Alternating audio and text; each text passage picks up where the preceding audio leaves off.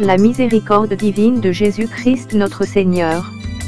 La miséricorde est une forme de compassion pour la misère d'autrui, qui, par extension, peut définir une générosité entraînant le pardon, l'indulgence pour un coupable, un vaincu. La miséricorde divine de Jésus-Christ notre Seigneur.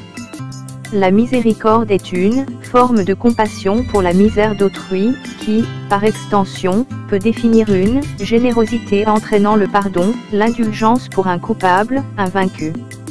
Étymologie de miséricorde divine. Du latin, misereo, c'est avoir pitié, et cor, c'est le cœur. Ce terme est répertorié en français au tri-siècle dans le psautier Oxford pour signifier la bonté par laquelle Dieu pardonne aux hommes. En théologie modifiée. Dans le champ lexical catholique, la miséricorde est une bonté qui incite à l'indulgence et au pardon envers une personne coupable d'une faute et qui s'en repent. En théologie, la miséricorde divine est la bonté de Dieu qui lui fait pardonner les fautes des hommes, et renouveler l'homme dans sa dignité, pour qu'il puisse se relever et que puisse s'accomplir en lui le dessein d'amour de Dieu qu'il a créé pour le bonheur. En fait, lorsque Dieu fait miséricorde aux hommes, il ne leur donne pas ce qu'ils méritent, c'est-à-dire la colère. À l'inverse, lorsqu'il leur fait grâce, il leur donne ce qu'ils ne méritent pas, c'est-à-dire la vie éternelle. Un acte de miséricorde est donc un acte de bonté ou de pardon immérité par la partie adverse. Les hommes sont eux aussi invités à pratiquer la miséricorde, car, créés par Dieu, leur cœur est à l'image du cœur de Dieu. Ils ont cependant besoin de recevoir la miséricorde pour devenir capables d'être miséricordieux, selon leur vocation profonde. La miséricorde de Dieu apparaît tout au long de la Bible. Dans l'Ancien Testament, Dieu montre sa miséricorde à de nombreuses reprises, tout au long des récits du livre de la Genèse, dans les livres de Jonas, Isaïe, Osée. Le psaume 136 est un bel exemple de l'étendue de la miséricorde divine déjà révélée. Louez l'Éternel, car il est bon, car sa miséricorde dure à toujours. Le Nouveau Testament donne une place d'honneur à la miséricorde. Allez, et apprenez ce que signifie « Je prends plaisir à la miséricorde, et non au sacrifice. Car je ne suis pas venu appeler des justes, mais des pécheurs. » Matthieu 9 verset 13, et bien sûr dans le sacrifice du Christ pour les péchés de l'humanité, acte suprême de pardon accordé à des hommes qui ne le méritent pas. Bien qu'ayant adouci la religion catholique par rapport à la religion juive, la miséricorde fut parfois critiquée parce qu'elle banalise les fautes.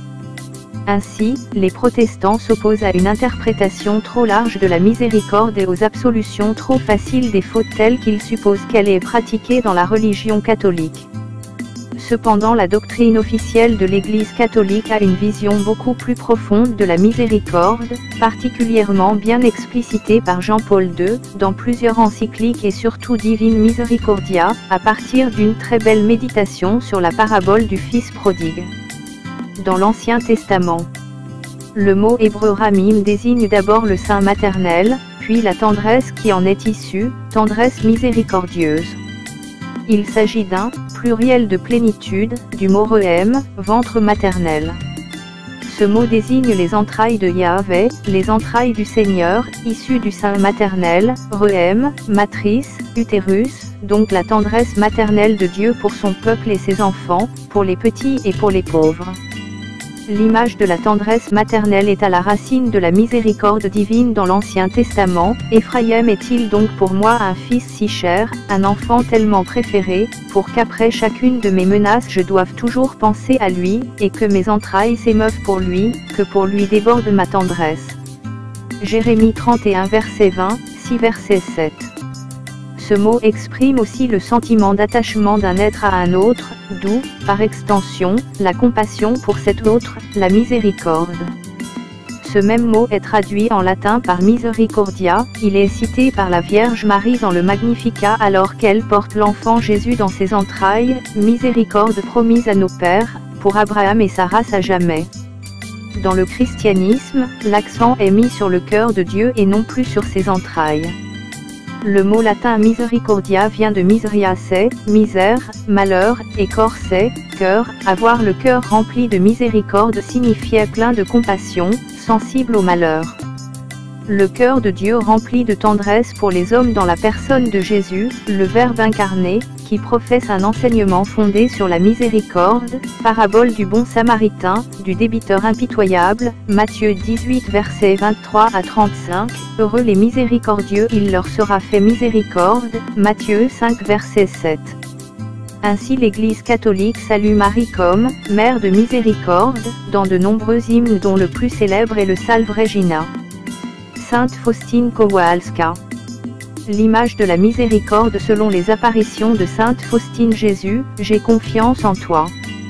Au vieil siècle, le culte du Sacré-Cœur accompagne la dévotion à la miséricorde divine issue du cœur de Dieu.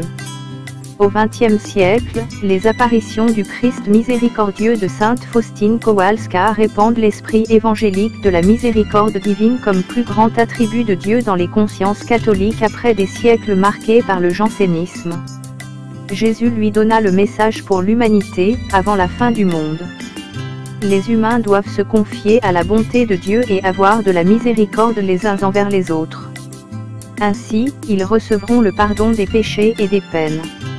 À la suite de cela, Jean-Paul II a institué le dimanche de la Divine Miséricorde en l'an 2000.